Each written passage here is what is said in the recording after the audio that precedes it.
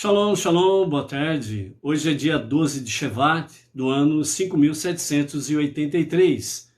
É dia 3 de fevereiro do ano 2023.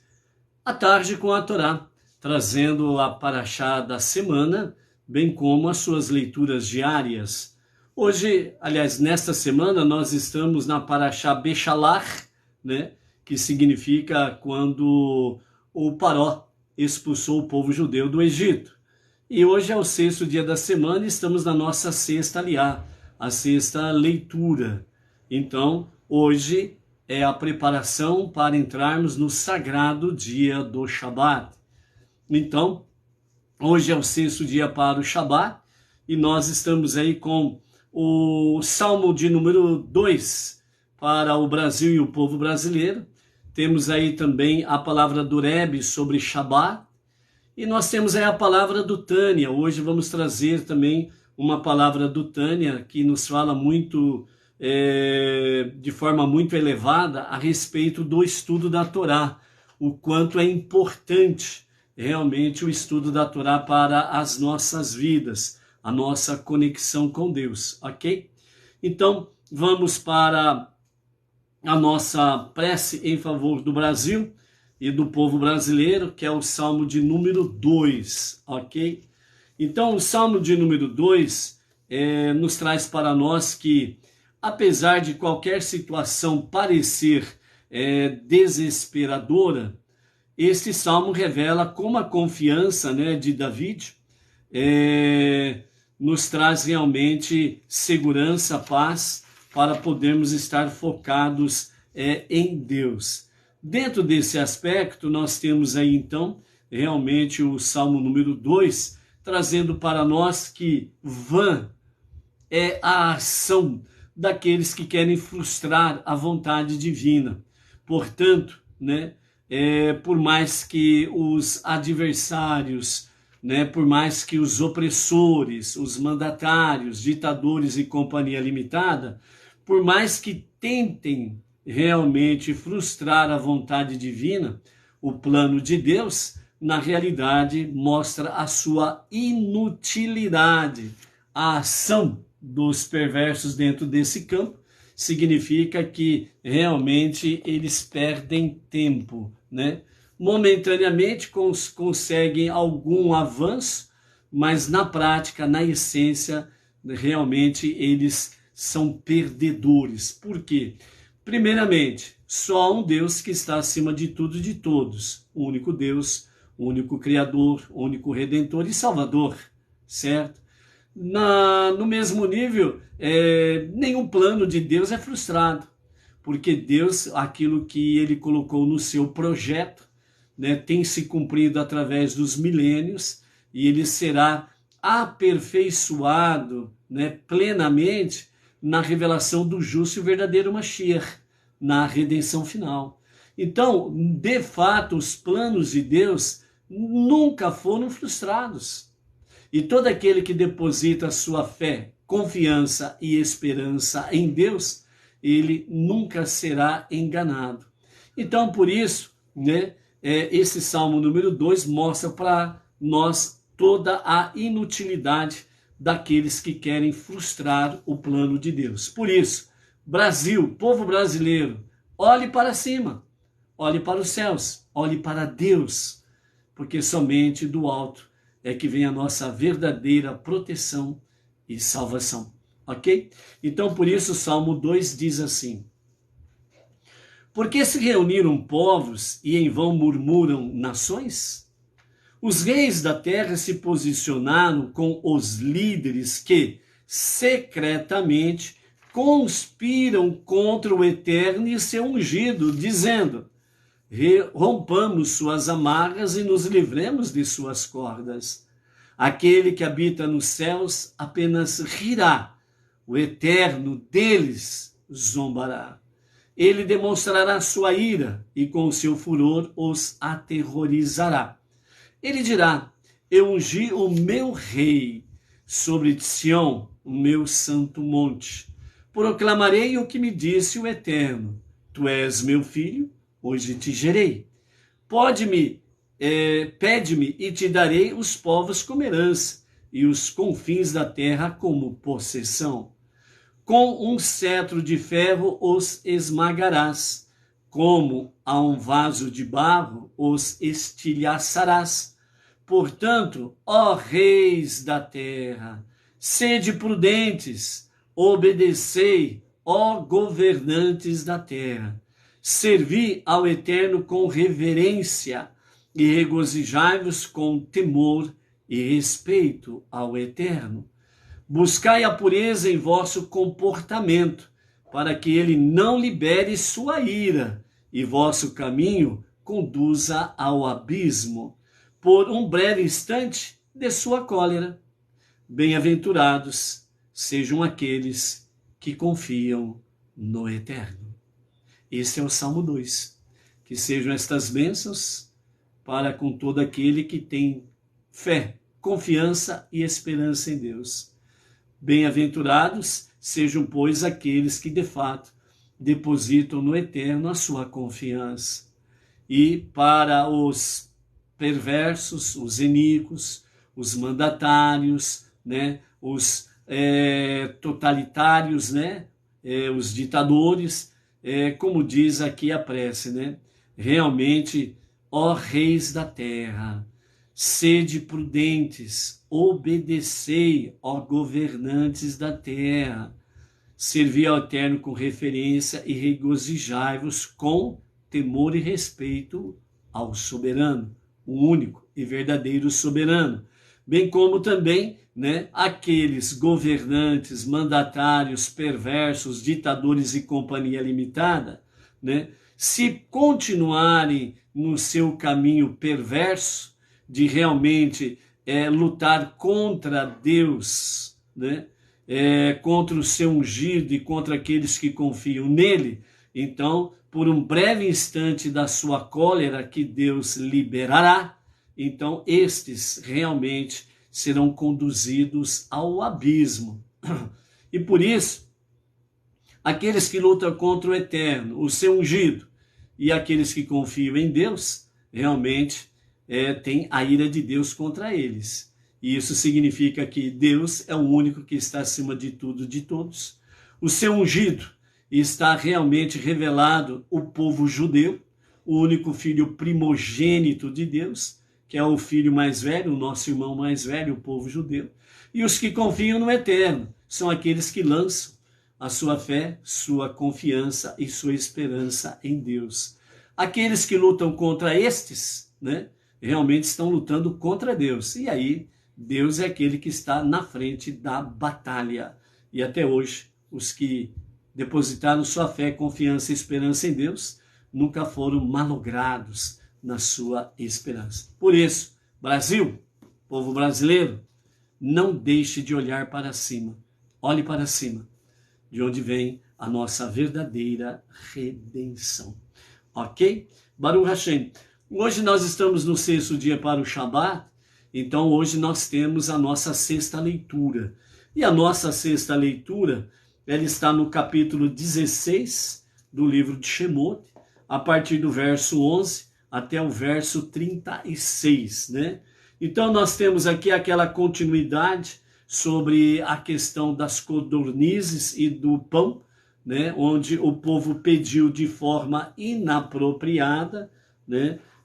Reclamando com Deus sobre a questão, né? Quem vai nos dar pão, quem vai nos dar carne, né? Aqui nesse deserto, como que nós vamos ter isso? E aí, então, o povo, né, não todo o povo na sua essência, mas aqueles murmuradores, entre eles Datã e Avirã, eles então falaram, né, Deus poderia muito bem nos matar lá no Egito, né? Ou seja, ainda por cima, né, Datã e Avirã e os seus rebeldes, né, os seus asseclas, ainda acusam Deus de assassinato, né? De homicida. Vejam bem o papelão de Datã e Avirã, né? Não é à toa que os seus dias estão contados, né? O seu ponto final está chegando e nós vamos ver na continuidade da história aqui. Isso prova mais uma vez que o Salmo número 2 que nós acabamos de recitar como bênção para o Brasil e o povo brasileiro, né? E ao mesmo tempo a advertência para os perversos, os mandatários, ditadores e companhia limitada, que lutam contra Deus, o seu ungido e os que confiam em Deus, né, serão conduzidos ao abismo. Ponto final. Chegou o momento da data de vencimento, certo? Deus deu tempo de sobra para que o perverso possa fazer techuvá, se arrepender dos seus pecados, fazer um retorno a Deus para um sincero e verdadeiro arrependimento. Chegou o ponto final, chegou a data de vencimento da perversidade, da maldade, e não houve techuvá, é o que diz o Salmo 2, vão ser conduzidos ao abismo, sem conversa e sem dó, ok? Nós nem podemos ter dó. Por quê? Porque aí nós estaríamos dizendo que a justiça divina não é correta. Então, o que nós precisamos realmente, né, enquanto não chega o ponto final e enquanto não chega a data de vencimento dos perversos com as suas maldades, né, nós temos sim que ter amor para com eles e realmente, né, suplicar a Deus que, de fato, ele possa encontrar uma brecha nos corações dos perversos para que realmente uma gotinha da presença divina possa acender a centelha divina que há em cada vida, né? E realmente essas pessoas possam convergir para Deus através da techuvá, um verdadeiro retorno a Deus, né? Para um verdadeiro arrependimento, né? Para corrigir o vosso caminhar, né? E aquele que realmente se mantém na rebeldia e luta constantemente contra Deus, o seu ungido, o povo judeu e o justo e o verdadeiro Mashiach, o ungido de Deus, que virá para a redenção final, para sarar e curar os 4 reinos, né? E os demais que depositem sua fé, confiança e esperança em Deus. Então esses que lutam, né, contra este povo, né, não tendo techuvá, o seu destino é o abismo, ok? Então, nós vimos aí que quando a rebeldia ela é algo realmente terrível, né, chega ao ponto dessas questões de Datã e Avirã, de acusar Deus de ser um assassino.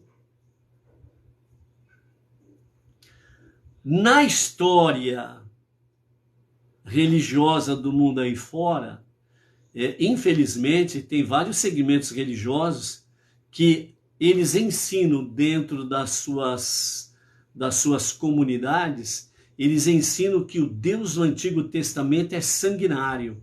Significa, eles ensinam que Deus é um assassino. Estes estão no caminho dos perversos. Esses ensinadores falsos, que não têm o verdadeiro conhecimento da Torá, os 5 primeiros livros da Bíblia, o Pentateuco, né? Não têm o verdadeiro temor a Deus, e eles ensinam erroneamente as pessoas que estão à sua mercê que o Deus do Antigo Testamento é um Deus sanguinário. E a contraposição, enquanto eles falam e ensinam erradamente que o Deus do Antigo Testamento é um Deus sanguinário, ao mesmo tempo eles ensinam erroneamente que Deus aceita o Deus do chamado Novo Testamento, que esse Deus que eles criaram, né, aceita um sacrifício humano, aceita um assassinato como sacrifício para tirar o pecado do mundo. E não está isso em nenhum lugar das Escrituras. Então vejam a contradição dos perversos, dos falsos mestres, dos falsos ensinadores, né? Acusam Deus do Antigo Testamento de ser um sanguinário, mas aceitam no seu novo livro, aceitam, né, realmente um sacrifício humano, um assassinato das formas mais cruel que poderia ser, como um sacrifício que tira o pecado do mundo. E não existe isso em lugar nenhum das Escrituras. Deus nunca aceitou sacrifício humano. Ponto final. Só isso daí, acabou. Não tem que discutir mais, entendeu? Não existe isto, ok? por mais que os falsos mestres queiram bater nessa tecla, está totalmente errado, né? Diz um famoso filósofo do passado, não me lembro o nome, que ele diz assim, que toda loucura tem uma grande porcentagem de ser curada. A única coisa que não tem cura é o imbecil, porque ele nunca aceita a verdade. Ele continua sendo um imbecil toda a vida. Essa é a única cura que não tem, entendeu? Por isso que é importante, para contradizer o filósofo, né? Por isso que é importante até chuvar.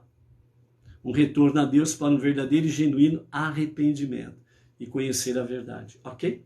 E falar nisso, nós vamos falar do Tânia hoje, né? O trecho do Tânia do dia de hoje, que nos fala de forma muito elevada sobre a questão do estudo da Torá. E aí você vai sentir mais uma vez, né, a diferença daqueles que se dedicam ao estudo da Torá e destes que excluem, né, do seu aprendizado o chamado Antigo Testamento, ok?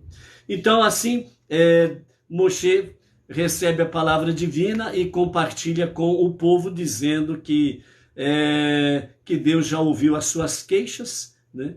E à tarde vocês comerão carne, e pela manhã, hoje à tarde vocês comerão carne, e amanhã de manhã, né, vocês se fartarão de pão, e vocês saberão que o Eterno é o nosso Deus, e que foi pela mão dele que vocês foram libertos do Egito, e não pelas mãos de Moshe e Arão, né? Então, nesse sentido, as codornizes, um bando de codornizes veio e cobriu o acampamento, né? E pela manhã, né, no dia seguinte, uma camada de orvalho que envolvia o campo, nas proximidades do acampamento, protegia, né, uma substância fina, né, que nem a matzá, né, uma substância fina por baixo e por cima, para que não tivesse contato com o solo, e por cima para que insetos ou coisas semelhantes não tocassem, né, realmente o maná. Então, dessa forma, o povo foi e colheu também o maná, a sua porção, para levar a sua tenda, a sua família, né, à medida de um homer, para que assim pudessem realmente todos durante o dia saborear a alimentação à base do pão, né? O bando de codornizes, né, que veio à tarde, realmente trouxe a carne que eles tanto estavam ali reclamando, né, que não tinha carne, né? E então, dessa forma, que nenhum homem, disse Moshe ao povo, que nenhum homem deixe sobrar até amanhã, né, a porção que trouxeram do maná, porque vai se estragar se deixar algum resquício, né? Mas o verso 20 nos fala que Datã e Avirã, com os comentários de Rashi, não ouviram Moshe e simplesmente não deram atenção à advertência de Moshe. E mesmo assim eles deixaram uma porção para o outro dia, né? Com aquela questão, será que amanhã terá maná? Então vamos deixar aqui uma reserva, né? Ou seja, será que amanhã Deus cuidará de nós? Quantas vezes você se comportou como Datã e Avirã na sua rebeldia? Será que Deus vai cuidar de nós amanhã? Então eu vou deixar uma reservinha aqui. E aí, naquele momento, no dia seguinte, justamente, aquela pequena porção que eles deixaram para o dia seguinte, ela amanheceu pútrida e bichada com vermes, né? E realmente fedeu, como diz o outro. Cheirou muito mal, né? E não tinha como esconder, porque o cheiro, a podridão, os vermes, etc. e tal, ficou nítido que eles desobedeceram uma ordenança, né? E Moshe ficou irado com eles, né? Então, dessa forma, a orientação era, cada manhã, cada cabeça de família ia e buscava a porção para a sua família e levava para a tenda.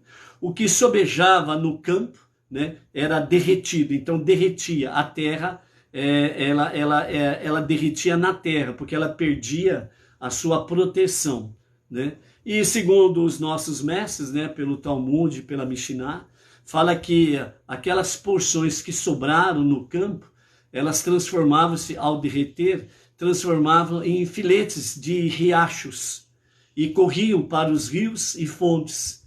Assim, de uma forma indireta, né, as nações e os povos acabavam saboreando do maná. E eles experimentavam, de uma certa forma, do sabor do maná, né? E isso para exatamente haver a devida reverência, respeito, temor e amor ao Deus dos hebreus, né? Então isso levava temor às nações também, ok? Então, nesse sentido aí, as nações, então, elas de fato, elas acabavam, assim também os animais, né? Todo ser vivo que precisa de água, acabavam saboreando realmente deste maná, dessas porções que sobravam, derretiam e viravam um fino, né, riacho, né, um filete de rio, né, de águas, né, que corriam para os rios, fontes e etc. e tal, né? Então, dessa forma, sem sombra de dúvidas, né, os povos e as nações, os animais e etc. e tal, acabavam saboreando do maná, ok? No capítulo 16 ainda, a partir do verso 22, nós temos aí sobre a questão do maná em porção dupla, né? Ou a dupla porção de maná para o Shabat. Até aqui, segundo os nossos mestres, falam que realmente ainda não tinha Moshe, ele tinha recebido a revelação do Shabat em segredo com Deus. Ou seja, Deus e Moshe, né, mantiveram o segredo do Shabat. Deus tinha revelado para Moshe toda a questão sobre o Shabat. Mas Moshe não tinha ensinado ainda o povo sobre as questões do Shabat. Então, eles deixaram com que o povo pudesse realmente descobrir o valor do Shabat. Afinal de contas, ainda não tinham recebido a outorga da Torá. Ok? Então, o que aconteceu aqui, a partir do verso 22 do capítulo 16, a porção dobrada de maná. Então, quando chegou no sexto dia, até aí, o que o povo sabia era que cada cabeça de família, ia ao campo e recolhia uma medida de um homer, para levar para a sua tenda, a sua família, ok? Então ali eles colocavam num recipiente, né, adequado. Quem porventura, né, errasse a medida ou pegasse um pouco a mais de um homer, né, quando ele colocava lá no recipiente, ele tinha um homer tranquilamente, né? Então a balança pesava um homer lá, a medida pesava um homer lá. E aquele que pegava a menos, né, calculava de forma menor do que um homer, quando ele chegava na sua tenda e colocava no recipiente, ele via que lá tinha uma medida de homer adequadamente. No sexto dia, então eles estavam habituados, desde o primeiro dia até o quinto dia, fazerem isso. No sexto dia, eles foram e fizeram a mesma coisa. Quando eles chegaram nas suas tendas, e ao depositar o maná no devido recipiente, o que aconteceu? Eles viram que tinha 2 medidas de homer.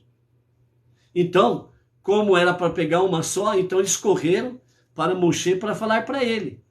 Moshe, eu peguei uma medida de homer, mas quando chegou na nossa tenda, lá na nossa cabana, o que aconteceu? Nós colocamos o recipiente e vimos que tem 2 medidas de homer. E aí? Então eles ficaram preocupados de estarem numa desobediência de uma ordenança. Então foi aí que Moshe realmente disse, verso 23, né? Amanhã é um dia de descanso, um sagrado Shabat para Deus. Assim, hoje, o que vocês desejam assar e cozinhar, o façam, né?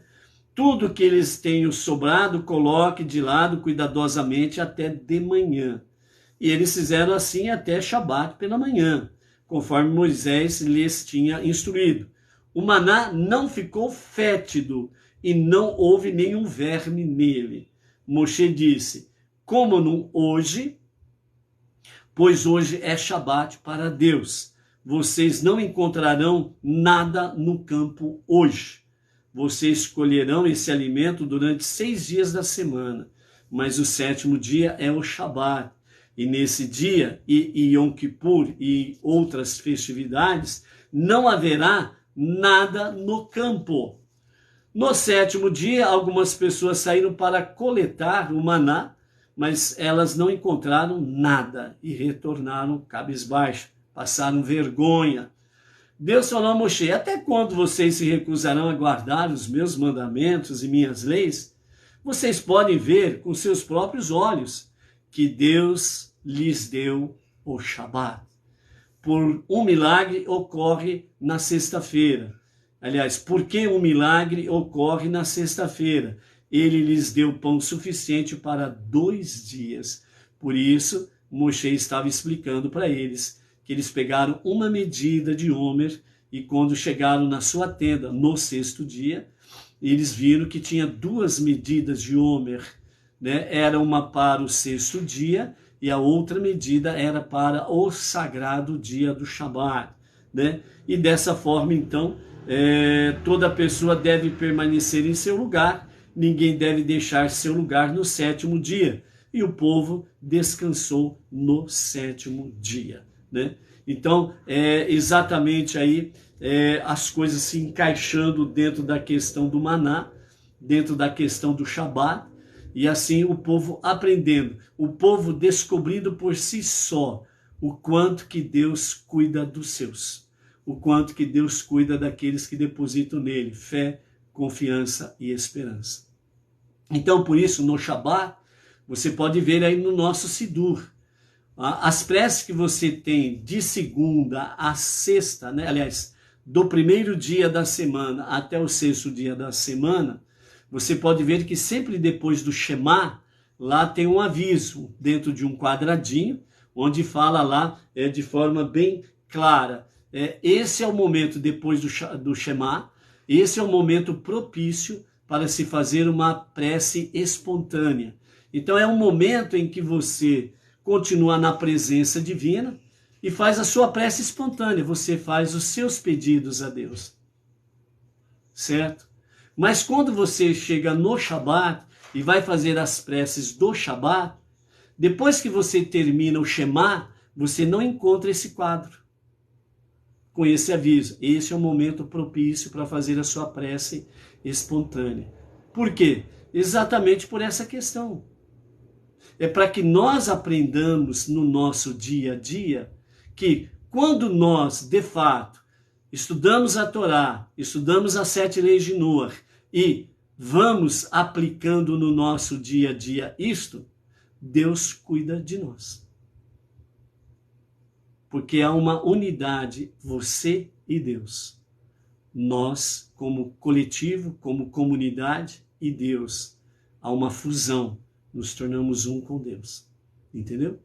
É isso daí. Ok? Então, por isso, nessa graça bendita, nós temos aí, de fato, essa palavra preciosa, né? Então, por isso, a mitzvah do próprio Shabat foi ordenada por causa do maná, né? Então, depois que Deus deu o maná, ele focou em Shabat.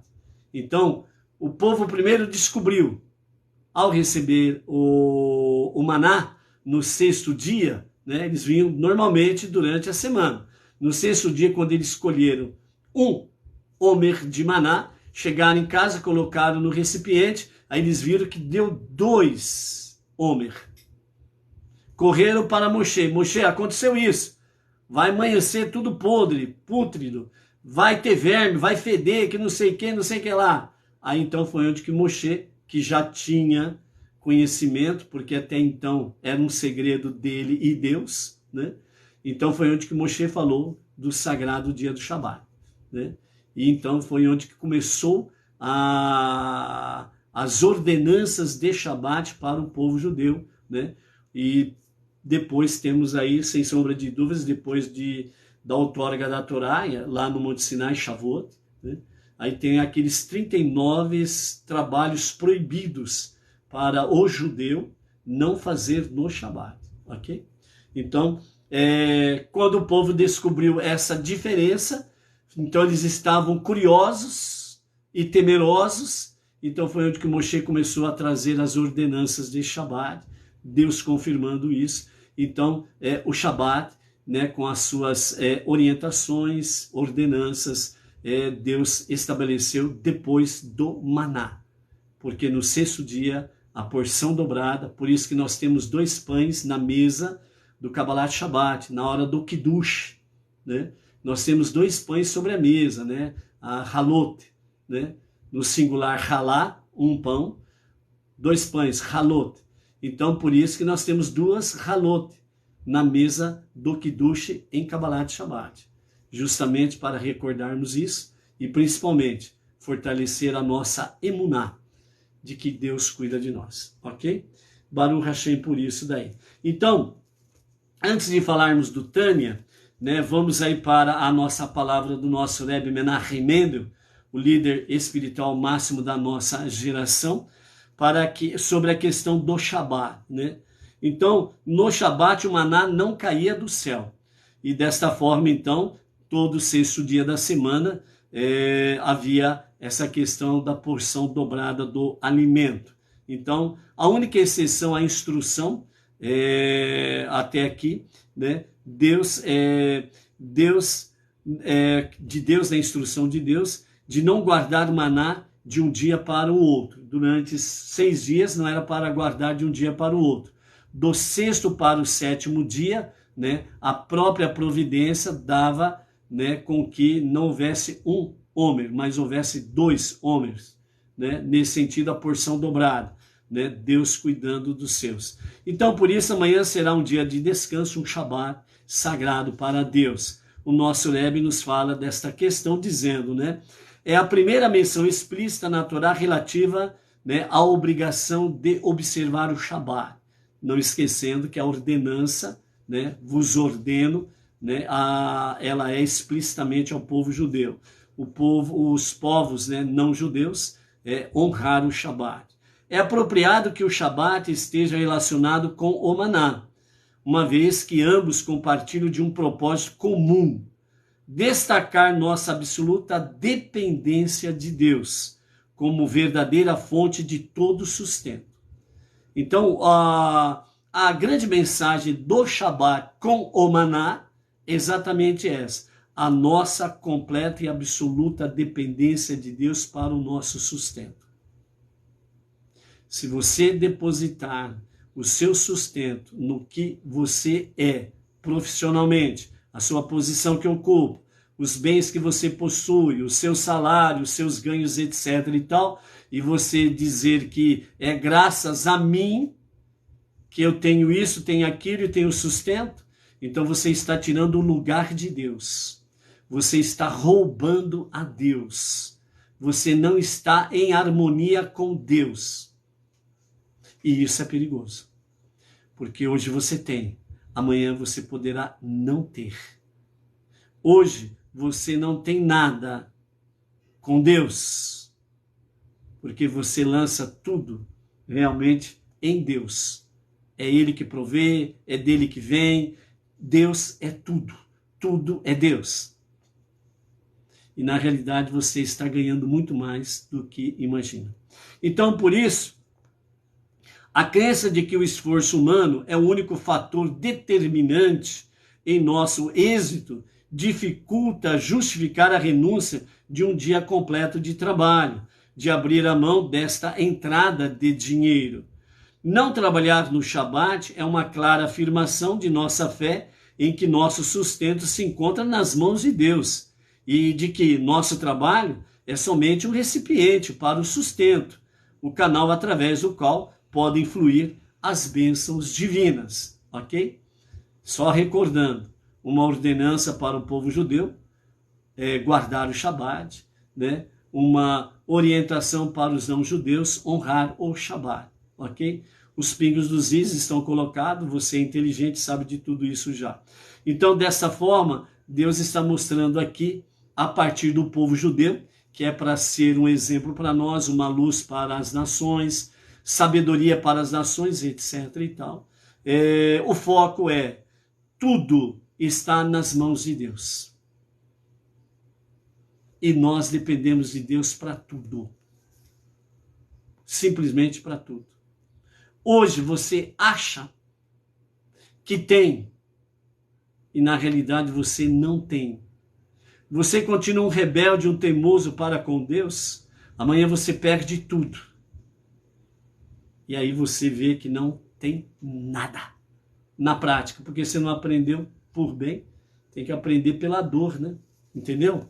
Então, por isso, nada melhor do que, de fato, nós estarmos aí em confiança em Deus, ok? Antes de irmos para o nosso Tânia, né? Só lembrando que amanhã, né, aliás, a partir do pôr do sol de hoje até o pôr do sol de amanhã, nós estamos no sagrado dia do Shabat. Mas nessa semana, esse Shabat, ele é chamado de Shabat Shirah. Shabat Shirah, que significa o Shabat da canção, né? Então, dentro desse aspecto aqui, justamente por causa da passagem do mar, o capítulo 15 que nós vivenciamos esta semana, né? Então, por isso que esse Shabat, ele é chamado de Shabat Shirah, o Shabat da canção, né? E dentro desse aspecto aqui, amanhã nós vamos falar sobre isto, né? Ou seja, só antecipando uma pequena parte, os nossos mestres, eles falam que o Shabat da canção, ela realmente traz para nós, né, a alma da canção. A alma da canção. Ou seja, o poder que ela tem de transformar nossas vidas. A canção, o louvor.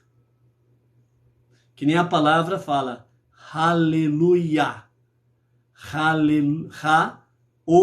Aleluia, né?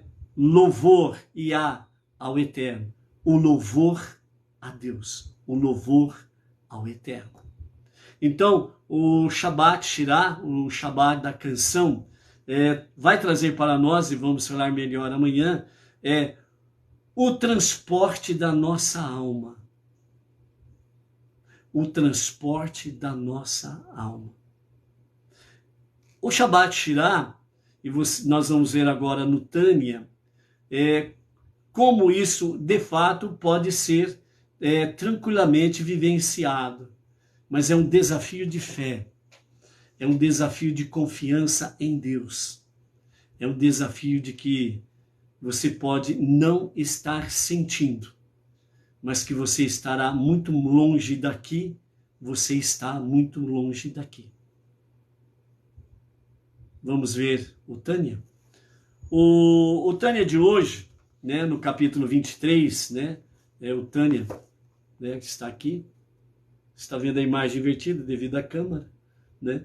Então, o Tânia, né, nós estamos no volume 2, os capítulos 18 a 34, né, do Rabi Sheneur Zalman de Eliade, né, com os comentários pelo Rabino Yosef Weinberg, ok? Então, hoje no capítulo 23 do Tânia, né, no dia correspondente ao dia 12 de Shevat. Então aqui o nosso Alter Rebbe, ele vai nos falar sobre um terceiro nível de união com Deus. Os dois níveis anteriores que estão aqui no Tânia, nos fala, o primeiro fala sobre a união da carruagem com o seu condutor, né? E a outra, o outro nível é comparada à união do corpo e com a alma. E agora nós vamos ver o terceiro nível, né? Que é o foco essencial sobre a questão aqui do estudo da Torá, que é a união alcançada através do estudo da Torá. Esse terceiro nível é o terceiro nível que é alcançado exatamente através do estudo da Torá, ok? Então, o pensamento e a meditação sobre as palavras de Torá, efetuadas através do cérebro, e o poder da fala, né? Quando envolvido com as palavras da Torá através da boca, ok? Então, nós temos o poder do cérebro, consciência, e o poder da fala, que ambos, o pensamento e o poder da fala, o poder do cérebro, do consciente, né? E o poder da fala, né? Através da boca, que é o estudo com as palavras da Torá. Ou seja, vivenciar, falar as palavras da Torá. E para os não-judeus, somando a isto, as 7 leis de Noah. Então, por isso, o nosso Alter Rebbe, né, nos fala sobre essa questão aqui, que o pensamento e a fala são vestimentas mais internas ou profundas, como queira, da alma divina, da nossa alma divina. Então, por serem vestimentas, né, entre aspas, lógico, as manifestações mais próximas da alma em si, que o poder da ação, que seria uma vestimenta mais externa da alma. Ou seja, o que o Alter Rebbe está trazendo para nós aqui é que, de fato, né, o pensamento e a fala, elas precisam ter unidade. Porque o nosso Deus, ele é unidade. Ele é um e único. Entendeu? Então, a unidade e a unicidade de Deus, ele é o que ele é. Ele é um, errad. Nele não há divisão. Nele não pode ser acrescido absolutamente nada. Ele é um e único. Unidade e unicidade, ok? Então, o pensamento e a fala são vestimentas mais internas, né, ou mais profundas da nossa alma divina, né? Então, certamente, a nossa alma divina, que está investidas nele, isto é, no pensamento e na fala, né, empenhados no quê? No estudo da Torá. Todos eles estão fundidos em uma união total e completa com a vontade divina. E não são meramente um veículo, como a carruagem e o seu condutor. Eles não estão em unidade. Eles estão trabalhando juntos, né?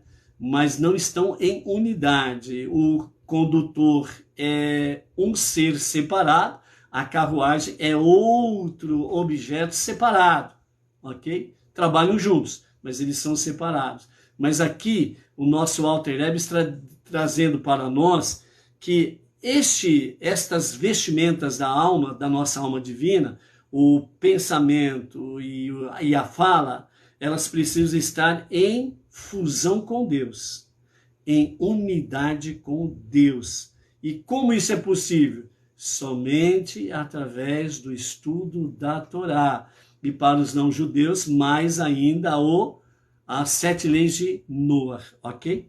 Então,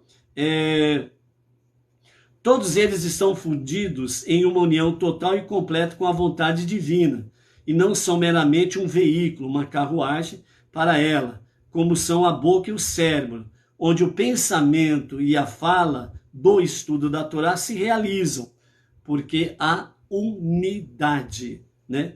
Então, a expressão união total, né, indica que os dois se fundem e se tornam uma coisa só.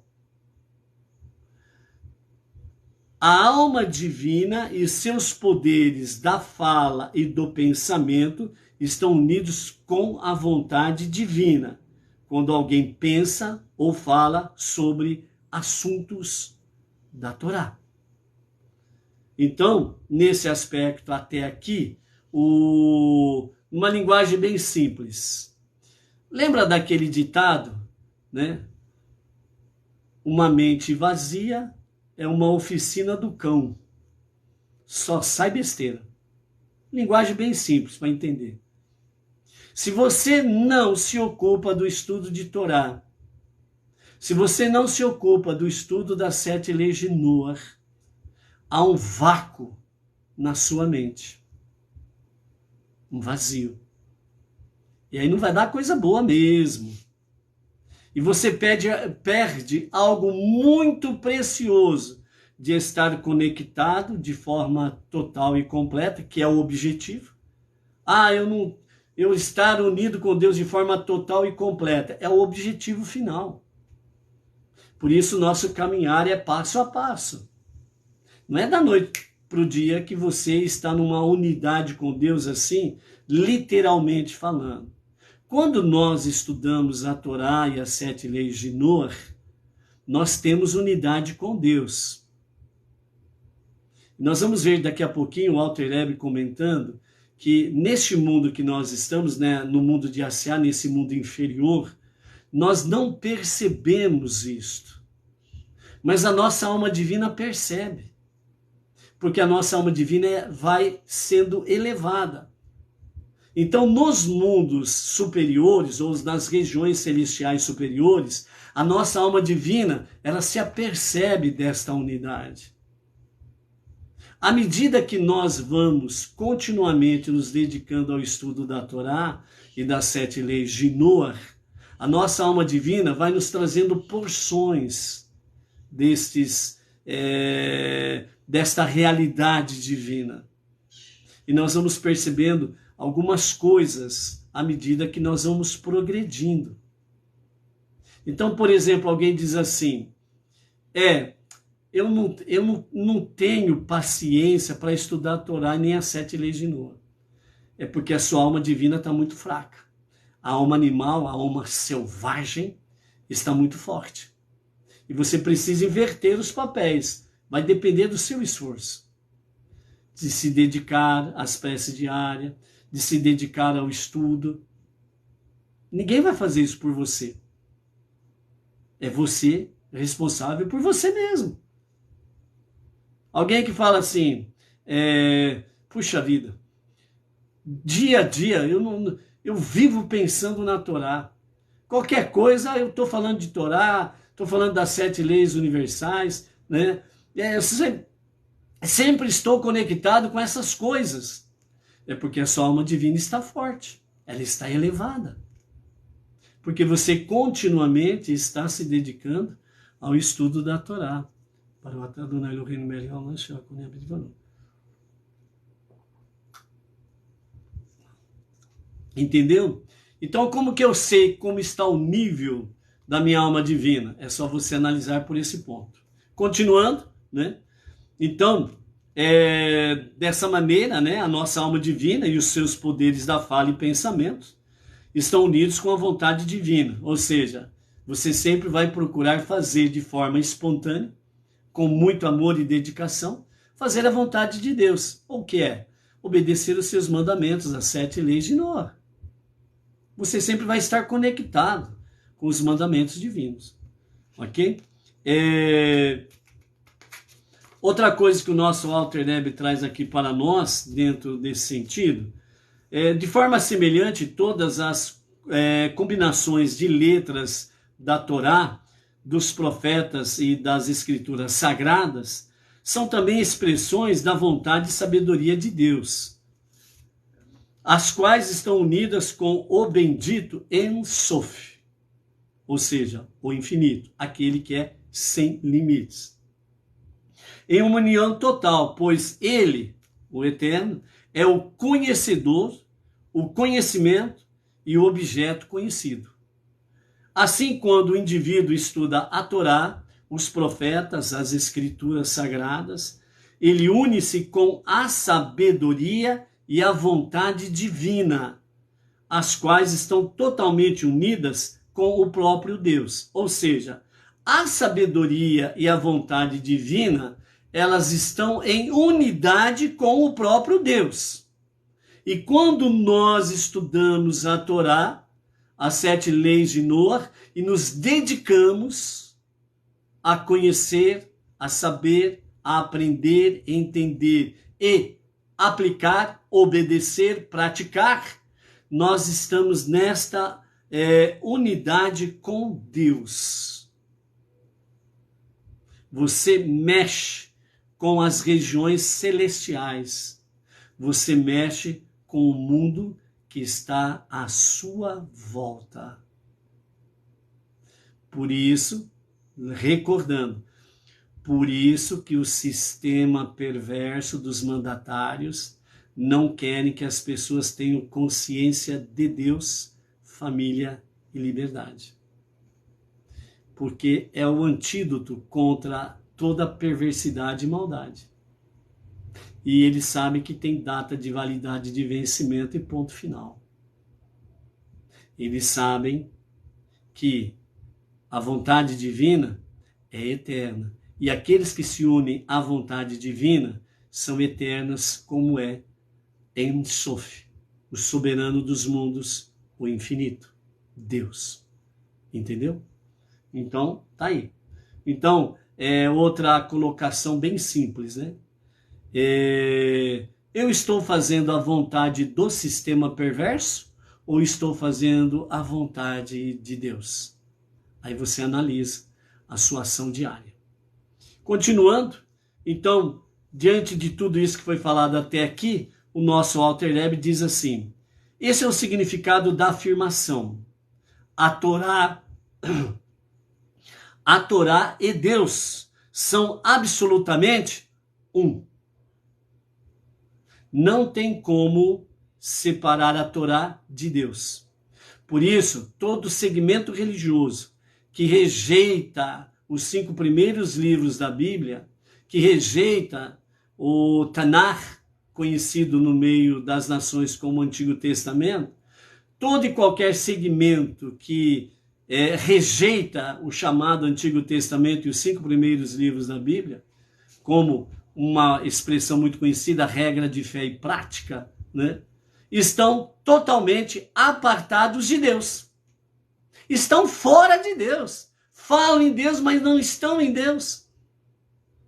Falam de Deus, mas não estão fazendo a vontade de Deus. Dizem que creem em Deus, mas não estão em unidade com Deus. É tudo de boca para fora. Aparências, vaidades, hipocrisias. É sério. A Torá e Deus são absolutamente um. Quem está na Torá está com Deus. Quem está com Deus está na Torá. Os 5 primeiros livros da Bíblia. Ah, eu estou com Deus. Mas os 5 primeiros livros da Bíblia é a sua regra de fé e prática? Não, sabe, o meu líder lá religioso, ele disse que a gente não precisa dar tanta atenção assim para o Antigo Testamento. É lei, quem vive pela lei vai morrer pela lei, e que isso já é passado, e agora nós temos um novo livro, é uma nova aliança, né? Então, todos esse besteirol que falam por aí, né, é desconexão com Deus. Não está conectado com Deus, ponto. O que é. O que não é, não é. Simples assim. Então, por isso, a Torá e Deus são totalmente unidos. Ou seja, Torá e Deus, Deus e Torá são absolutamente uma única coisa, uma única unidade.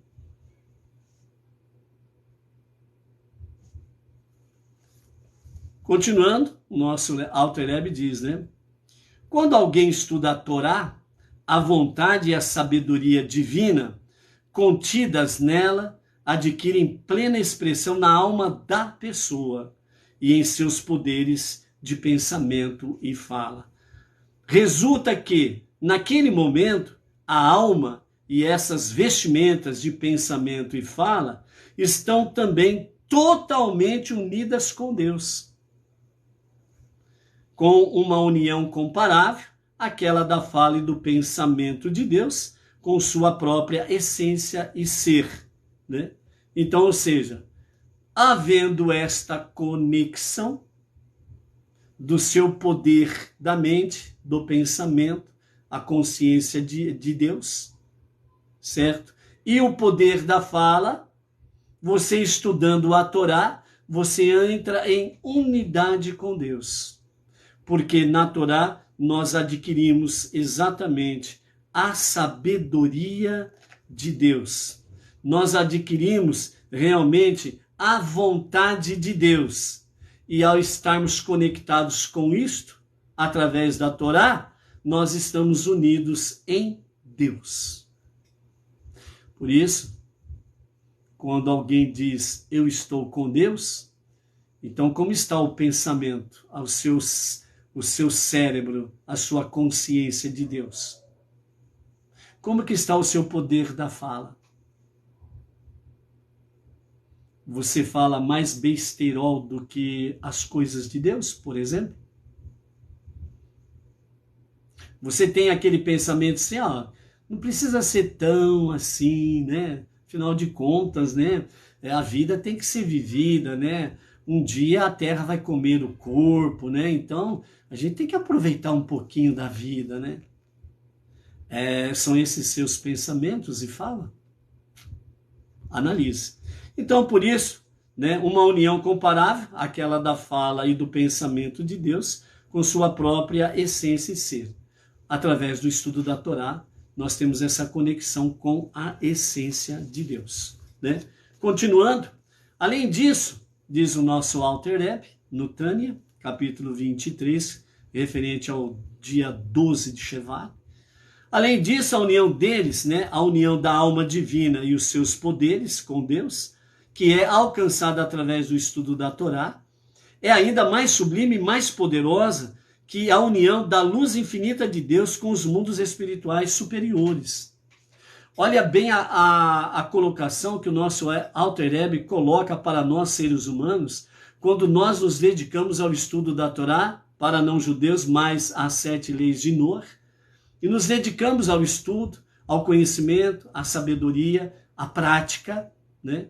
Ou seja, quando nós assim o fazemos, né, aos olhos divinos, aos olhos de Deus, isto é maior do que a própria luz infinita de Deus que está nas regiões celestiais. Para Deus é mais precioso o ser humano que se dedica aos estudos da Torá e a praticar a vontade de Deus através dos seus mandamentos. É mais importante para Deus do que a sua própria luz infinita que circunda todo o universo. E olha que o universo tem mais de 200 bilhões de galáxias. Então vejam bem como esse mundo inferior, chamado planeta Terra, como que Deus, ele realmente colocou algo muito, muito, muito sublime aqui para que nós possamos realmente desfrutar a sua Torá. É o canal para estarmos conectados com Deus. Sem Torá, ninguém se conecta com Deus. Sem os 5 primeiros livros da Bíblia, qualquer um pode ser PhD em teologia e companhia limitada.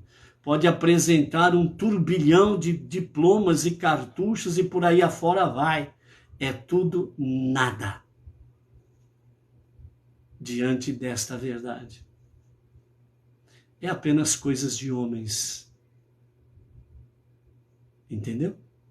Então, por isso, a união da nossa alma divina e os seus poderes, o poder da consciência divina e o poder da fala, né, com Deus, nos faz realmente que nós estejamos numa posição muito sublime e elevada, que Deus valoriza mais do que a sua luz infinita nos mundos espirituais superiores. Pois a vontade divina é reveladamente manifesta na alma e em suas vestimentas que estão empenhadas no estudo da Torá, pois ela, a vontade divina e a Torá, que está sendo efetuada, que está sendo estudada, são idênticas, são uma coisa só. Tem muita gente por aí falando, Deus falou comigo. Deus me disse. Cheio de profetas e profetisas da fome por aí afora vai. Mas a pergunta-chave, você estuda a Torá, ô profeta? Ô profetiza, você estuda a Torá? Os 5 primeiros livros da Bíblia? Não. Isso é coisa do passado. Nós estamos numa nova aliança. Então você confirmou. Você é um falso profeta, você é uma falsa profetisa. É nada. Entendeu? Pois a vontade divina é revelada na sua alma através do estudo da Torá. quem não estuda a Torá, quem não participa de estudos da Torá e diz que Deus falou com ele, faz-me rir. Faz-me rir. É totalmente uma falácia. Então, por isso, todos os mundos espirituais superiores recebem sua vitalidade por meio da luz e da vida derivada da Torá, que é a sabedoria e vontade de Deus, conforme está escrito em Tehillim, Salmo número 104 e o verso 24, que diz: Tu os fizestes todos com sabedoria. Vamos pegar o versículo completo aqui para podermos compartilhar contigo. Ó, Salmo 104, né? Aqui estamos chegando lá no Salmo 104 e o verso 24 diz assim: Quão imensa é a multiplicidade de tuas obras, com sabedoria todas fizeste, plena está a terra das tuas criações. Você só pode compreender isto com a sabedoria divina que a tua alma recebe através do estudo da Torá. Sem isso daí você não entende nada, simplesmente, ok? Então vejam bem, todos os mundos espirituais superiores recebem sua vitalidade por meio da luz e da vida derivadas da Torá, que é a sabedoria e vontade de Deus, porque tudo ele fez com sabedoria. Ou seja, através dos estudos da Torá, você alimenta, sustenta, dá vitalidade, dá vigor aos mundos espirituais superiores. Ou seja, se todos os seres humanos abandonassem completamente o estudo da Torá, não haveria vitalidade nos mundos espirituais superiores. Sabe o que significa isto? Que tudo voltaria ao zero absoluto. Se não houvesse ninguém que estudasse a Torá, se todos os seres humanos, por acaso, graças a Deus que isso não aconteceu, não acontece e não acontecerá, mas um exemplo para poder sentir o drama. Se todos os seres humanos abandonassem o estudo da Torá, o mundo entraria num caos absoluto. E tudo voltaria ao zero absoluto. Só Deus existindo. É isso que quer dizer aqui. Então, por isso, quando nós estudamos a Torá, nós estamos trazendo vigor, vitalidade às regiões espirituais superiores. Por isso que a nossa batalha, ela começa nas regiões superiores. Por isso que as nossas vitórias, elas começam nas regiões espirituais superiores. E aqui nesse mundo físico, ela se materializa. O próprio anjo disse a Daniel. Lá no livro de Daniel você vai encontrar isso daí.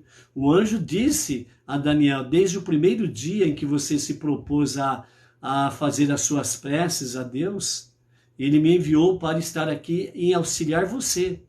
Mas eis que o anjo da Babilônia, ele se interpôs e foram 21 dias de batalhas. E finalmente, né, houve um reforço dos demais anjos e então o anjo enviado para ajudar Daniel chegou ao seu destino. Ou seja, as regiões celestiais é ali o nosso verdadeiro campo de batalha. Por isso as nossas armas não são físicas, mas as nossas armas são espirituais. E é por isso que o sistema tem medo e pavor daqueles que usam das armas espirituais. A prece, a fé, a confiança e esperança em Deus, que estuda a Torá para o conhecimento e a verdadeira sabedoria, para o verdadeiro conhecimento e a verdadeira sabedoria. O sistema tem pavor disto. Entendeu? Quando você se dedica aos estudos da Torá e aplicar o conhecimento e obedecer os mandamentos, todas as regiões negativas, perversas, elas tremem diante de você. Entendeu? Então, por isso, tu os fizestes todos com sabedoria. Assim sendo, a sabedoria de Deus é a fonte da vitalidade para todos os mundos. E quando nós fortalecemos isso, nós fortalecemos os mundos. Consequentemente, a sabedoria de Deus, que é a Torá, transcende a todos eles. A Torá deve estar acima de todos os mundos, porque a origem da própria Torá está, antes de existir qualquer coisa, Deus, ele criou a Torá junto com ele, junto dele. O projeto de Deus é a Torá, entendeu?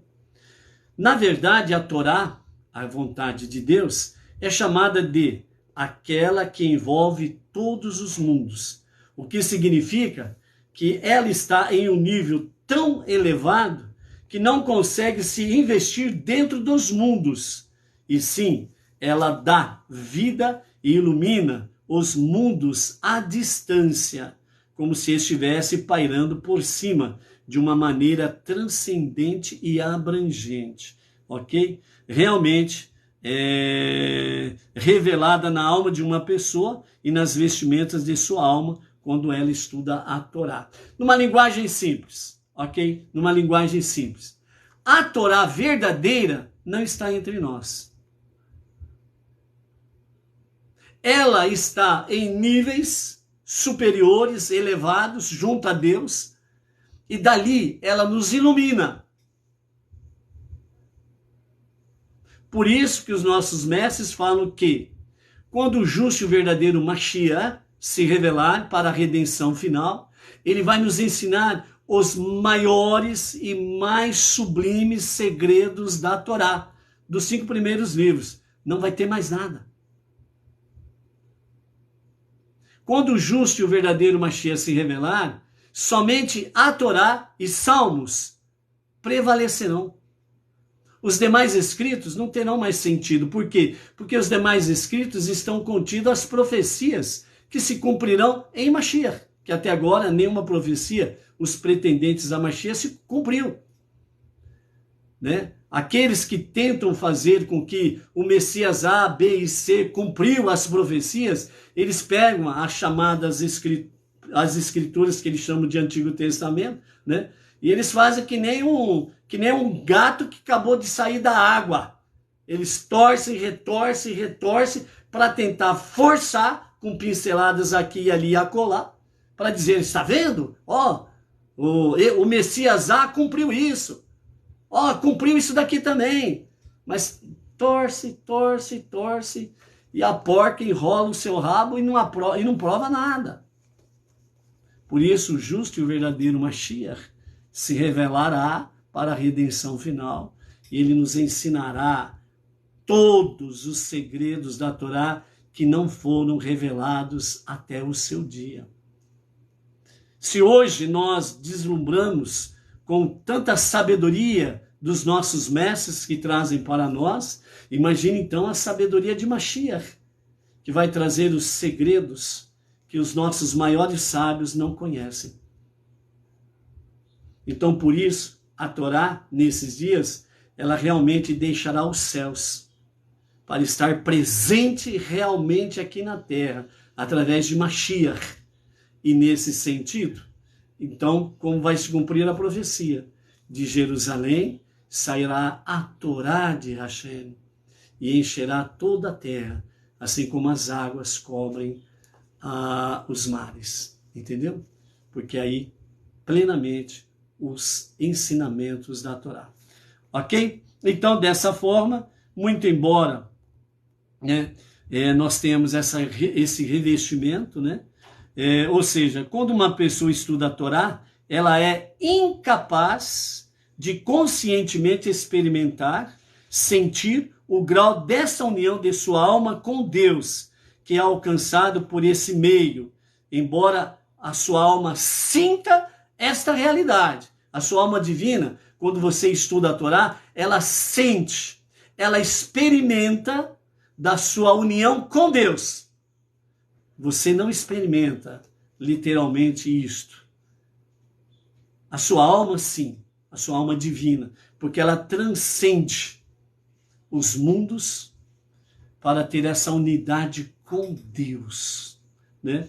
E dentro desse aspecto, né, porque nós não sentimos isto, porque realmente nós não podemos suportar esta união em unidade com Deus, literalmente falando. Porque se nós experimentássemos isto, nós morreríamos. Lembra dos 2 filhos de Arão, quando eles entraram no Santo dos Santos e foram ali e ofertaram a Deus o incenso? O incenso é o maior e mais privilegiado dos sacrifícios ou ofertas para Deus, o incenso. Então, os 2 filhos de Arão, eles chegaram num nível tão elevado espiritualmente que não tinha para eles outro remédio a não ser experimentar literalmente desta união com Deus. E eles entraram no Santo dos Santos, o lugar mais sagrado do mexicano tabernáculo, no deserto.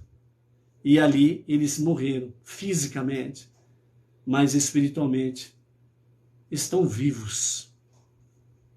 Então, por isso, nós não podemos sentir, de fato, esta realidade. A nossa alma divina, sim. E isso traz para nós o quê? Conforto, estímulo, traz cada vez mais o incentivo para nós prosseguirmos em frente na nossa jornada monoteísta.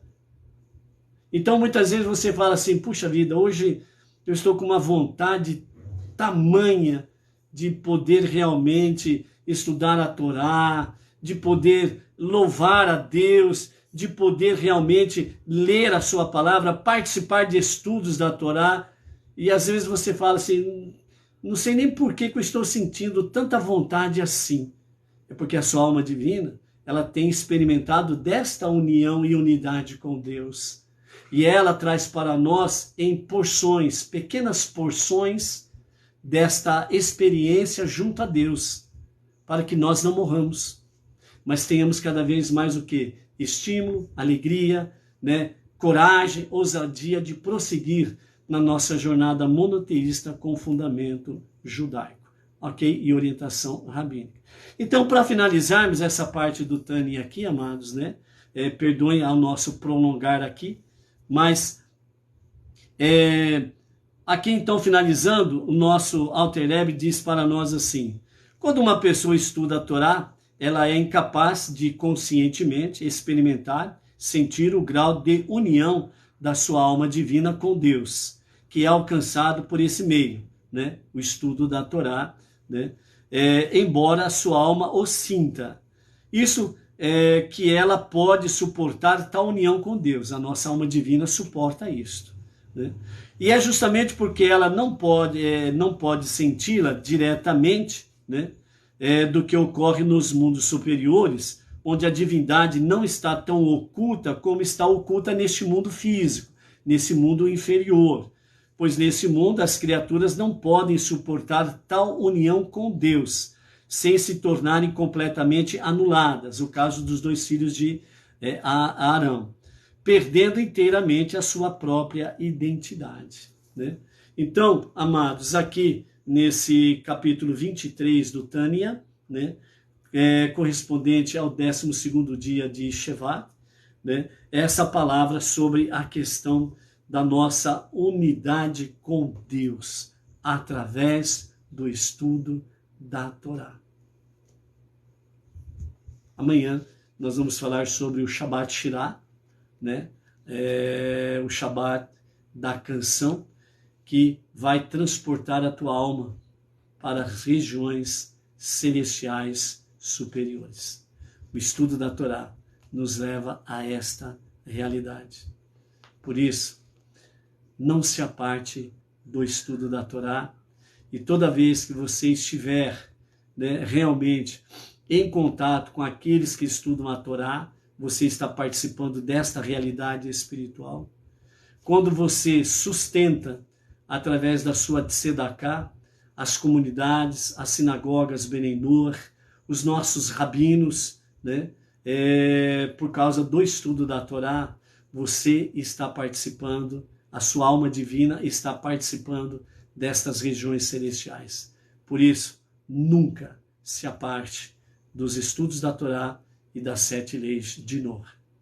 A partir das 20 horas, nós estaremos aí transmitindo da nossa sinagoga Bnei Noach, regional Bauru, ali no Jardim Silvestre 2, junto com o nosso emissário Emerson Felipe da Silva e toda a comunidade de Bauru e região, para o Kabbalat Shabbat, a recepção do Shabbat, mais o Kiddush, ok? Então, você não pode estar fisicamente, presencialmente, porque você mora distante, mora longe, Então, se você não tem com quem se reunir, esteja conosco ali, a partir das 20 horas, para juntos estarmos cada vez mais elevando a nossa alma divina junto à unidade de Deus. Então, só lembrando aí que hoje as luzes especiais de Shabbat serão acesas às 18 horas e 34 minutos,